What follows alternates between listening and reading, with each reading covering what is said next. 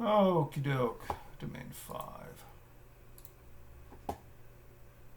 All right, subdomain 5.3, explain risk management processes and concepts. So we've got threat assessment, environmental, man-made, internal versus external. So what's environmental?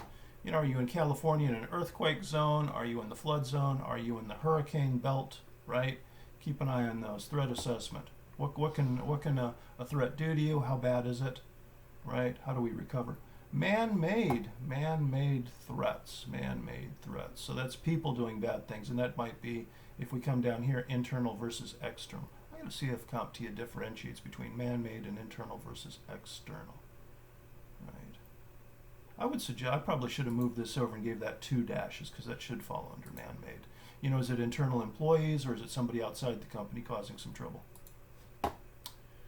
Risk assessment. Risk assessment.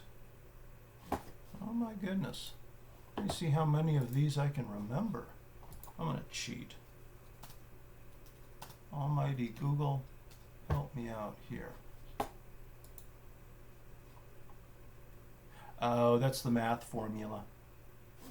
So the SLE equals the asset value times the exposure factor.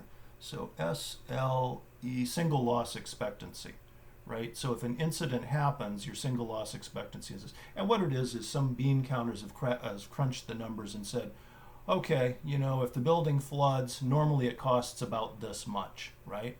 And then you have to calculate what the odds are of it happening, you know, in a year, right? So if the building completely floods and there's one occurrence, it'll cost the company $2.5 million. Then you want to know what are the odds that it's going to occur within any given year. What is it? You know, 20%, 30%. You know, hopefully it's a point something, right? And then you can buy insurance or mitigate. All right.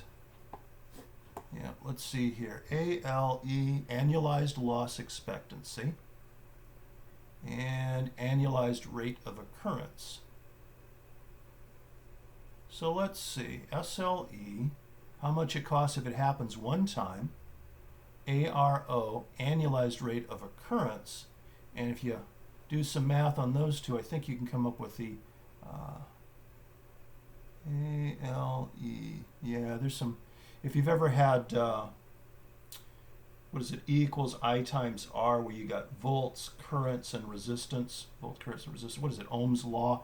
You know, there's 3 variables that work together. You know, X equals Y times Z. X equals Y times Z. So Z would be X divided by Y. Anyway, you can move these things around. It's kind of a cool thing to do. Neat exercise. Asset value. How much is it worth? Risk register. Risk register. How many times did I have to look this up to pass it? It's a tool used in risk management and project management. It identifies potential risks in a project or organization. Okay, likelihood of occurrence. Supply chain assessment. Yeah, if you're buying stuff, there's a supply chain involved. You know, and these days, where it's polarized between, well, I'll say, you know, let's say the U.S. and mainland China. We don't want a lot of Chinese vendors within our supply chain, especially if the stuff is going to the military. You know, there's some incidences where computer parts, you know, were bugged. There were certain bugs that would phone home and say, hey, here's what this computer is doing. And we said, okay, toss out the whole batch. We're not buying from that company again. What's the impact? We need to know quantitative versus qualitative. Quantitative gives a number. Qualitative is relational. So quantitative might be 1, 2, 3, a discrete number. Qualitative might be red, yellow, and green, right? And if you're doing, what was it?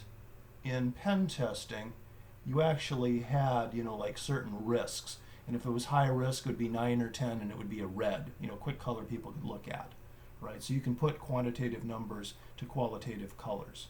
Anyway, one of them is a quick at a glance, maybe say a color, or you might say qualitative could actually be first, second, and third place. Let's say it's a 50-yard dash, first, second, and third place. Now, first, second, and third doesn't tell us the number. It's not a quantity. But you can say that, well, first is better than second. What happens if it was almost a tie, and there's not a big difference between first and second, right?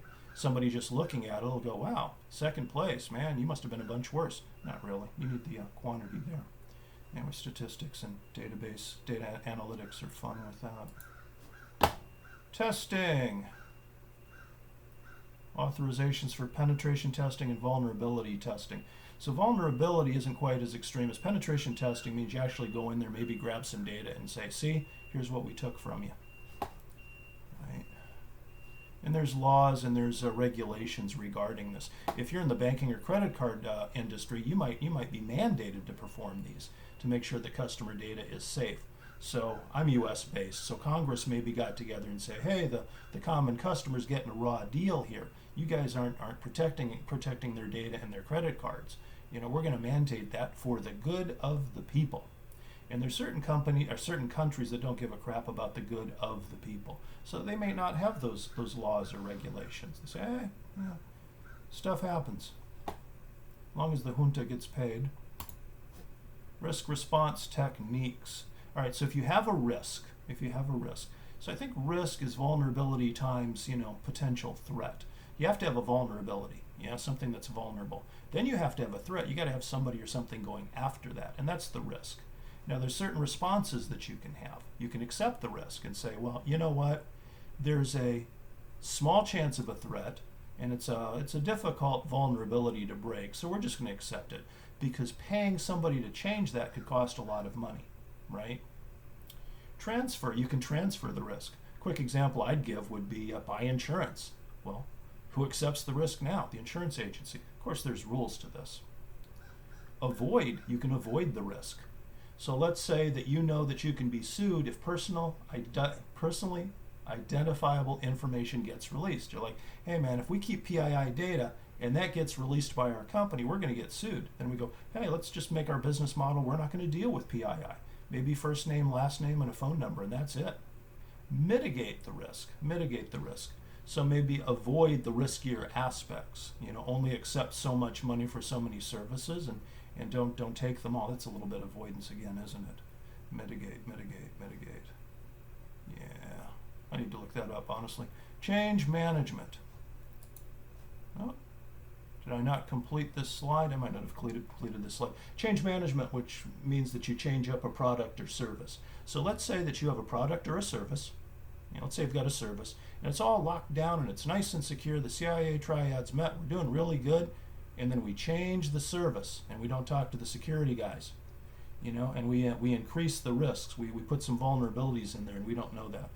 Change management means that several units within the organization have taken a look at it, whether it's the security people, whether it's legal, whether it's HR. Anyway, you change things. Let's make sure that we're not now breaking some rules or we haven't opened up some vulnerabilities. And we'll be back to redo this video. And peace.